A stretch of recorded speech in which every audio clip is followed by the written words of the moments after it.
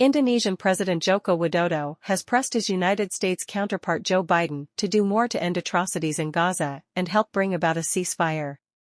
The two leaders' talks on Monday were overshadowed by the month-long Israel-Hamas war in which the U.S. has given Israel its full support. Widodo, who is popularly known as Jokowi, attended a joint summit of Arab and Muslim leaders in Riyadh at the weekend which condemned Israel and called for a ceasefire. Indonesia is the world's most populous Muslim country and has seen large protests in support of the Palestinians as well as a boycott of businesses seen as linked to Israel.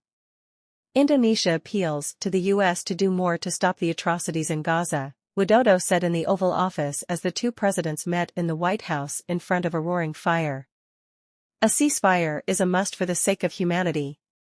Violence erupted on October 7 after the armed group Hamas, which controls Gaza, launched a surprise assault on Israel, killing about 1,200 people and taking more than 200 captive. In response, Israel imposed a total blockade on Gaza and has been bombarding the Gaza Strip ever since, killing at least 11,000 Palestinians. U.S. officials have said Biden is keen for Indonesia to play a larger role in the Middle East, which could include the ceasefire issue but also long-term goals such as a two-state solution after the war and rebuilding Gaza.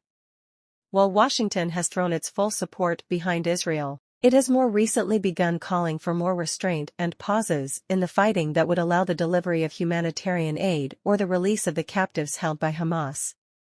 New era of relations. The Jokowi-Biden meeting comes ahead of talks between Biden and Chinese President Xi Jinping, as well as a key summit of leaders from APEC, Asia-Pacific Economic Cooperation, which is taking place in San Francisco. China and Indonesia are both members of APEC. The U.S. aims to upgrade cooperation with Indonesia to a so-called comprehensive strategic partnership, the highest diplomatic level, as it deepens alliances in the Asia-Pacific region. Biden unveiled a similar upgrade to ties with Vietnam on a visit to Hanoi in September. This will mark a new era of relations between the United States and Indonesia across the board, affecting everything, Biden said as he sat next to Jokowi. The deepening crisis in Myanmar was also up for discussion.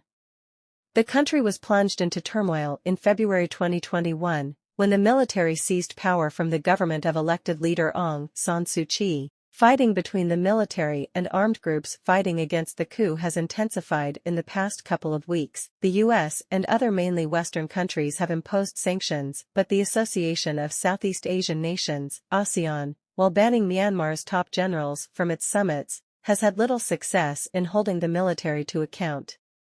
Indonesia is the outgoing chair of the 10-member grouping that welcomed Myanmar as a member some 25 years ago, with Laos next to take the helm. It's going to be time soon for us to think about what our next steps are together to deal with a situation that is untenable, the officials told Reuters. Biden and Jokowi's talks also covered new cooperation in areas of defense such as cybersecurity and space as well as climate, with the U.S. due to announce steps with the Southeast Asian country on carbon capture and storage, supporting the electricity grid and improving air quality.